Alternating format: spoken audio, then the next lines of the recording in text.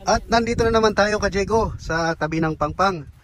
At tayo ay magkakrabing ulit. Walang kasawa-sawa po ito. Ganito po ang ginagawa namin pagka walang pasok. So bali nga may tinapon na nga doon si Boss Matikas na nilalang. Paki-like and subscribe sa kanyang page, Facebook page. So bali ito po, dito lang po kami sa Puting Bato. Location po ito sa Puting Bato. At pero mabato talaga. Pero wala naman puti dito eh. Doon daw sa ano eh. Ditong kabahan na to eh, sa ako pa rin to ng Puting Bato. Ayun. At kaya si boss eh, di ko alam kung ano ang sinisipat niya dito sa gilid. Baka may nahuli na. Tignan natin. Ayun nga si boss. At nagdadahan-dahan tayo sa paglalakad dahil ito po ay madulas. Ito gawa ng maraming lumot. Siyempre pag natalisod ka dito may kalalagyan ka rin kahit paano. Ayun. Ayun nga si Boss Matikas. Ano ba boss ang minuhuli mo dyan boss? Meron ba tayong mapapakinabangan dyan boss? Ayan, nagsaw-saw na si boss oh. Medyo malakas-lakas konti yung alon. Ito po ay low tide ha. Pero ang high tide umaabot dito sa may bato na to. Oh yun. Tingnan natin kung ano hinuhuli ni boss.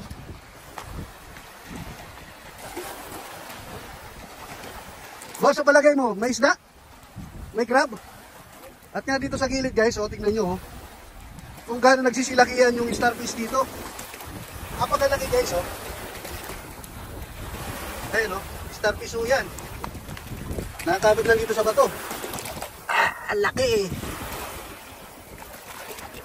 Di maugot ang starfish. Madulas. Boss, mababasa ka dyan. Ayun.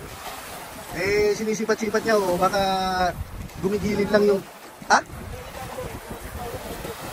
Anong kuhan, boss? Crab? Oo, meron? Kaya baka yung ginuhuli ni Kuya doon kung may sipaw.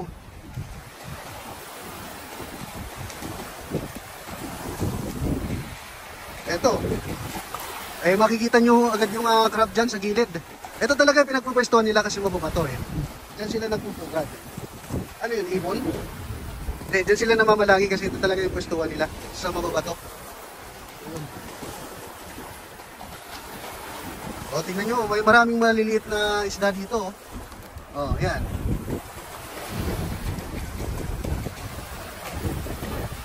At nag-aantay nga tayo ng ating mga kasama.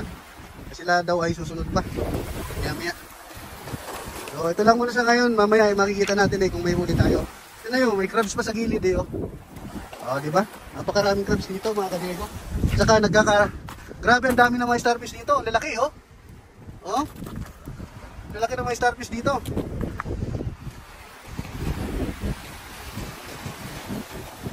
Ayan, tungkol na si boss oh. Naglublob na. Boss, mababasa ka dyan. At yun na nga ka-Diego, hinihila na ni boss yung pandaw natin, yung pang-crabbing natin. Yun! At may nakuha si boss. Ito lang naman ang nakuha niya. Yung pula boss, pwede yan. Oo, pwede. Ayan, ito susukatin pa natin to mga ka-Diego. Ibig sabihin, meron nga dito sa lugar na to, ba't pa kami lalayo? O, diba? Diba? O, ito yung sinasabi, ang ganda ng pagkapulan niya, boss. Oh. Uy, bitaw. Ayan, si bossing, oh. Diba? Meron na agad kaming huli. Kaso walang lagayan. Bumitaw, ah. Madali ka dyan, boss, ah. Ito. Ayan na, may nahuli na nga si boss. Ito, ano muna natin, tabi muna natin. Diyan ka lang muna, kaibigan. Huwag ka muna nga alis. Ayan. Anong masasabi mo dito sa crab na nahuli mo, boss? Ay, napakatigas. Ayun, matigas na matigas talaga. Pulang-pula, katulad ng huli. Kulay pula rin. Oo. Ayan, at ay hahagis nga ulit to ni Matigas at titignan pa yung isa kung meron ba talagang mahuli ulit. Ba, syempre di mawawalan yan. Ayun.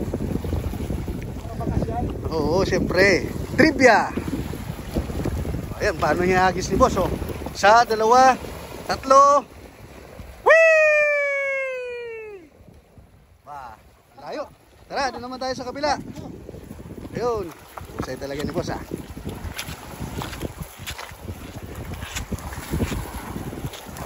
Ayan, medyo mabato at ingat tayo dito sa paglalakad dahil madulas.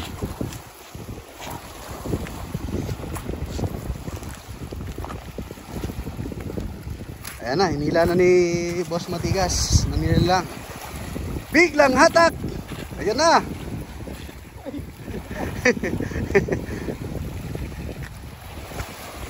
Ba, grabe pa mag-arya.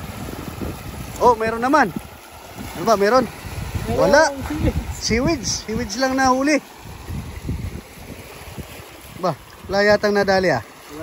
Oh, sige. Wala pa sa oras. Kulang pa sa oras. Yan.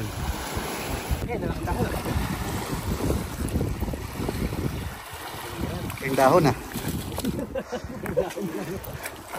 Dalawa?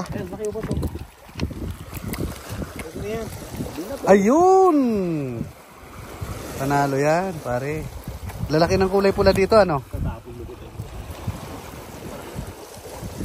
Ito. Ayun ang kunin natin, pare, yung isa. Diyan ka, babae ba to? Oh, tapo mo na yan, babae yan. Ayan, oh. Hindi pa dito? Hindi. Ito yan, lalaki yan. Pwede na to. Oh, kunin natin yung isa, sayang. Paano natin? Bawal yan, pare. Tapon mo na. Kaya ano ba sabi ni Mari Marco? GPS.